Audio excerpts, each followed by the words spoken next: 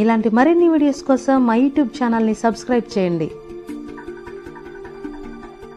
Praise the lord. మీ అందరికీ Easter శుభాకాంక్షలు తెలియజేస్తూ క్రీస్తు పునరుద్ధానం గురించి కొన్ని ఆత్మీయ మాటల్ని మీతో పంచుకోవాలని ఆశపడుతూ ఉన్నాను. ఈ సమయంలో ఒక ఆయన జీవితం గురించి ఇలా అన్నారు, లైఫ్ ఈజ్ వెరీ షార్ట్, అంటే జీవితం చాలా చిన్నది అని. ఒకవేళ ఆ లైఫ్లో LIFE లైఫ్లో ఎఫ్ తీసేస్తే లై అంటే జీవితం ఒక అబద్ధం, అర్థం లేదు. మన జీవితాలు సరైన అర్థం సంతరించుకోవాలి అంటే మనమందరము కూడా క్రీస్తు పునరుద్ధానంలో పాలిభాగస్తులమై ఉండాలి. ఒక అద్భుతమైన విషయం చెప్పనా, లోకమంతా నిరీక్షణ లేక నశించిపోతూ ఉంది. కానీ క్రీస్తు పునరుద్ధానం ద్వారా మన నిరీక్షణ ఏంటో తెలుసా? మనలో ప్రభువునందు నిద్రించిన వారిని దేవుడు ఆయనతో కూడా లేపుతాడు. ఆమేన్, హల్లెలూయా. అందుకే పౌలు గారు దెస్సలోనికీయుల సంఘానికి రాస్తూ ఇలా అంటారు. మొదటి దెస్సలోనికీయులకు రాసిన పత్రిక 4వ అధ్యాయము 14వ వచనంలో ఇలా వ్రాయబడి ఉంది, యేసు మృతి పొంది తిరిగి లేచెనని మనము నమ్మిన ఎడల అదే ప్రకారము యేసునందు నిద్రించిన వారిని దేవుడు ఆయనతో కూడా వెంటబెట్టుకొని వచ్చును. ఒకవేళ మనలో ఎవరైనా ప్రభువునందు నిద్రించినప్పుడు ఖచ్చితంగా మనము దేవుడు మనతో ఖచ్చితంగా ఆయన మనల్ని లేపుతాడు అనే నిరీక్షణ మనమందరము కూడా కలిగి. ఒకసారి మనము అదే దెస్సలోనికీయులకు రాసిన మొదటి పత్రిక 4వ అధ్యాయము 15, 16, 17 వచనాలు ఒకసారి ధ్యానించుకుందాము. 15వ వచనము, మేము ప్రభు మాటను బట్టి మీతో చెప్పునదేమనగా, ప్రభు రాకడ వరకు సజీవులమై నిలిచియుండు మనము నిద్రించిన వారికంటే ముందుగా ఆయన సన్నిధి చేరము. ఆర్భాటముతోనూ ప్రధాన దూత శబ్దముతోనూ దేవుని బూరతోనూ పరలోకము నుండి ప్రభువు దిగివచ్చును. క్రీస్తునందుండి మృతులైన వారు మొదట లేతురు.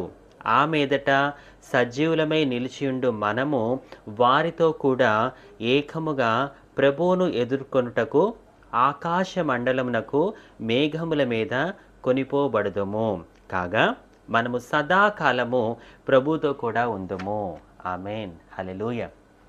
మేబీ ఈ క్షణమే దేవుడు రాకడ వచ్చిందనుకోండి, మొదట ఎవరు ఎత్తపడతారంట? క్రీస్తునందు మృతులైన వారు, మనం కాదు. ఒకసారి 15వ వచనం చూడండి, మేము ప్రభు మాటను బట్టి మీతో చెప్పునదేమనగా, ప్రభు రాకడ వరకు సజీవులమై నిలిచియుండు మనము నిద్రించిన వారికంటే ముందుగా ఆయన సన్నిధి చేరము. కామన్గా మనం ఎవరైనా చనిపోయారు అనే వార్త విన్నా తెలిసినా దేవుని నమ్ముకున్న మనం కూడా అయ్యో చనిపోయారా, ఎలా చనిపోయారు అంటాం. ఇక కరోనా వచ్చిన దగ్గర నుంచి ఎవరైనా చనిపోయారు అనే మాట వింటే చాలు, అయ్యో చనిపోయారా కరోనా అని అడుగుతున్నారు. మీరు నమ్ముతారో లేదో, కరోనాలో నాకు ఫేస్బుక్ ఆన్ చేయాలంటే చాలా భయం అనిపించేది, బాధ అనిపించేది. ముఖ్యంగా సెకండ్ వేవ్లో ఏదైనా పోస్ట్ పెడదామని చెప్పి ఫేస్బుక్ ఆన్ చేస్తే పలానా పాస్టర్ గారు కరోనాతో మృతి చెందారు, పలానా వ్యక్తి కరోనాతో మరణించారని చెప్పి రోజు ఆ పోస్టులు చూసి మనసుకి ఎంతో బాధ అనిపించేది. వాస్తవానికి ఎవరైనా చనిపోయారు అనే వార్త వింటే మనం ఆశ్చర్యపోతాం, షాక్ అవుతాం. నిజానికి మనం అందరము ఏదో ఒక రోజు మరణించాల్సిందే. ఎందుకంటే నేటి దినాలలో మనిషికి మరణం అనేది ఎప్పుడు, ఎక్కడ, ఎలా, ఏ విధంగా సంభవిస్తుందో ఎవ్వరికీ అర్థం కాని పరిస్థితి. ఈ రోజుల్లో చనిపోతే ఆశ్చర్యపోవాల్సిన అవసరం లేదండి, బ్రతికుంటే ఆశ్చర్యపోవాలి. బికాస్ మనం రోజు శ్వాస తీసుకొని బ్రతికేది అది కేవలం దేవుని యొక్క మహాకృపను బట్టి మాత్రమే. ఆ శ్వాస అందక మన కళ్ళ ముందే ఎంతోమంది కనుమరుగైపోయారు. మనందరికీ తెలుసు, కరోనాలో రోజుకి కొన్ని వందల మంది, వేల మంది, లక్షల మంది మరణించారు. కరోనాతో మన చుట్టాలు, బంధువులు, స్నేహితులు, ఇరుగు పొరుగు వారు, తెలిసిన వారు ఎంతోమంది మన కళ్ళ ముందే కనుమరుగైపోయారు. అదే కరోనా మనల్ని జలుబు రూపంలో, దగ్గు రూపంలో, జ్వరం రూపంలో, ఒళ్ళు నొప్పుల రూపంలో ఆవహించిన మనల్ని మరణ పడకల మీదకి తీసుకెళ్లకుండా దేవుడు ఇంకా మనల్ని సజీవుల లెక్కలో ఉంచాడు. చాలామంది అంటూ ఉంటారు, దేవుడు నాకేం చేశాడు, యేసే నమ్మకం వల్ల నాకేం జరిగింది? దేవుడు ఇంకా మనల్ని ప్రాణాలతో ఉంచాడు, మనం ప్రశాంతంగా శ్వాస తీసుకుంటున్నాం. ఆ శ్వాస అందక ఎంతోమంది మన కళ్ళ ముందే మృతి చెందారండి. మరి దేవుడు మనల్ని సజీవ లెక్కలో ఉంచాడు. ఈ సత్యాన్ని మనమందరము కూడా ముందుగా గ్రహించాలి. క్రీస్తు పునరుద్ధానంలో ఉన్న శక్తి సాతానుడికి బాగా తెలుసండి. మనకే అర్థం కావట్లేదు. యేసయ్య తిరిగి లేచాడని దాన్ని అబద్ధం చేయడానికి వాడు ఎన్ని పాలిటిక్స్ ప్లే చేశాడంటే, ఎన్ని పన్నాగాలు పన్నాడంటే, ఇంకేముంది, యేసు తిరిగి లేచాడు, ఇక లోకమంతా క్రీస్తుని ఆరాధిస్తారు, అలా జరగకూడదు అని చెప్పి వాడు వేసిన పన్నాగాలు, వేసిన ప్లాన్స్ చూడండి. మత్తయి సువార్త 28వ అధ్యాయము 11 నుంచి 15 వచనాలు నేను చదువుతున్నాను, నాతో పాటు గమనించండి. వారు వెళ్ళుచుండగా కావలి వారిలో కొందరు పట్టణంలోనికి వచ్చి జరిగిన సంగతులన్నిటినీ ప్రధాన యాజకులతో చెప్పిరి. కాబట్టి వారు పెద్దలతో కూడి వచ్చి ఆలోచన చేసి ఆ సైనికులకు చాలా ద్రవ్యం ఇచ్చి, మేము నిద్రపోచుండగా అతని శిష్యులు రాత్రివేళ వచ్చి అతనిని ఎత్తుకొని పోయిరని మీరు చెప్పుడి. ఇది అధిపతి చెవినబడిన ఎడల మేము అతని సమ్మతిపరిచి మీకేమియో తొందర కలుగకుండా చేతుమని చెప్పిరి. అప్పుడు వారు ఆ ద్రవ్యము తీసుకొని తమకు బోధింపబడిన ప్రకారము చేసిరి. ఈ మాట యూదులలో వ్యాపించి నేటి వరకు ప్రసిద్ధమై ఉన్నది. చూడండి, వాడు వేసిన పన్నాగము. యేసయ్య సమాధి దగ్గర ఎవరైతే కాపలాగా ఉన్నారో వాళ్ళకి సత్యమంతా తెలుసు.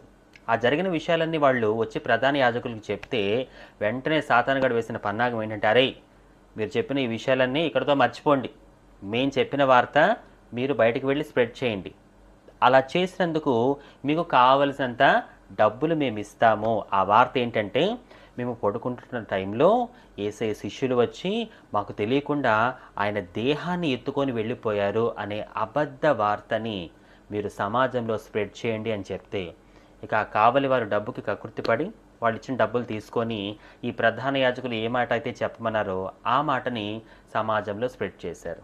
లేఖనాలు స్పష్టంగా చెప్తున్నాయి, నేటికి ఆ వార్త ప్రచారంలో ఉంది అని చెప్పి. కానీ అపవాదిగాడు ఎన్ని ప్లాన్స్ వేసినా చివరికి విజయం ఎవరిది? యేసయ్యదే కదా. ఎప్పుడైతే యేసయ్య తిరిగి లేచాడో ఆ క్షణమే, ఆ మరుక్షణమే అపవాదిగాడు ఓడిపోయాడు. వాడికి ఆ విషయం క్లియర్గా అర్థం కావట్లేదు. My dear brothers and sisters, నువ్వు నేను చేసిన పాపాల నిమిత్తం కలువరి గిరిలో రక్తపు ముద్దగా మారి మరణించి సమాధి చేయబడి 3వ రోజు సజీవముగా లేచి మరణాన్ని గెలిచిన దేవుడు నిన్ను కూడా గెలిపించగల సమర్థుడైన. ఈరోజు మీరు ఏ విషయంలో కన్నీరు కారుస్తున్నారో నాకు తెలియదు, కానీ ఒకటి మాత్రం వాస్తవం, సజీవుడైన దేవుడు ఈరోజు నీతో ఉన్నాడు. ఆయన నీ కన్నీరు తొడవబోతున్నాడు. ప్రకటన గ్రంథంలో ఒక మాట ఉంటుంది, నేను నీ కంటి నుంచి వచ్చిన ప్రతి బాష్ప బిందువుని తుడుస్తాను అని చెప్పి. నీ కన్నీళ్లు తుడిచేది నీ భార్య కాదు, నీ కన్నీళ్లు తుడిచేది నీ భర్త కాదు, నీ కన్నీళ్లు తుడిచేది నీ పిల్లలు కాదు, దేవుడే నీ కన్నీళ్లు తుడుస్తాను అంటున్నాడు. అంటే నీ కన్నీళ్ళకి ఆయన ఎంత విలువిచ్చాడో ఒకసారి ఆలోచించు. ఇంకా నువ్వు ఏడుస్తున్నావు అంటే యేసయ్య పునరుద్ధానానికి అర్థమే లేదు. మనందరము కూడా నిరీక్షణ కలిగి ఉండాలి. దేవుడు ఒకరోజు ఖచ్చితంగా వస్తాడు, ఆయన మనలందరినీ కూడా తన రాజ్యంలో చేర్చుకుంటాడు అని చెప్పే నిరీక్షణ మనమందరము కూడా కలిగి ఉండాలి. నా ప్రియ సహోదరి సహోదరుడా, ఈరోజు నీ చుట్టూ జరుగుతున్న పరిస్థితులను బట్టి నువ్వు పిరికివాడిగా పిరికిదానిగా ఉన్నావేమో. మీకు ఒక అద్భుతమైన విషయం, ధైర్యం తెప్పించే విషయం ఒక మాట చెప్పనా? ఒక్కసారి మీకు పిరికితనం వచ్చినప్పుడు, మీ చుట్టూ ఉన్న పరిస్థితులను చూసి మీకు భయం అనిపిస్తూ ఉన్నప్పుడు ఒక్కసారి ఖాళీ సమాధిని జ్ఞాపకం చేసుకోండి. క్రీస్తు పునరుద్ధానపు శక్తి మిమ్మల్ని ఆత్మీయంగా బలపరిచి ముందుకు నడిపిస్తూ ఉంది. యేసు నామములో ఆజ్ఞాపిస్తున్నాను, ఈ వీడియో చూస్తున్న మీరందరూ కూడా ఈరోజు క్రీస్తు పునరుద్ధానపు శక్తిని పొందుకొందురుగాక. ఆమేన్. ఒకవేళ మీ పక్కన ఎవరైనా విశ్వాసులుంటే ఒక ముగ్గురికి షేక్ హ్యాండ్ ఇచ్చి చెప్పండి, ఈరోజు నేను క్రీస్తు పునరుద్ధానపు శక్తిని పొందుకున్నాను అని చెప్పి. మీ పక్కన ఎవరూ లేరా? వాట్సాప్ ఓపెన్ చేయండి, ఒక ముగ్గురికి సెండ్ చేయండి మెసేజ్, ఈరోజు నేను క్రీస్తు పునరుద్ధానపు శక్తిని పొందుకున్నాను అని చెప్పి. మీ విశ్వాసాన్ని బట్టి, నమ్మకాన్ని బట్టి ఈరోజు దేవుడు మీ పట్ల కార్యం జరిగించునుగాక. ఈ కొద్ది మాటలతో ఈ వీడియో చూస్తున్న మిమ్మల్ని దేవుడు సమృద్ధి ఆశీర్వాదాలతో నింపునుగాక. So once again happy Easter. God bless you all.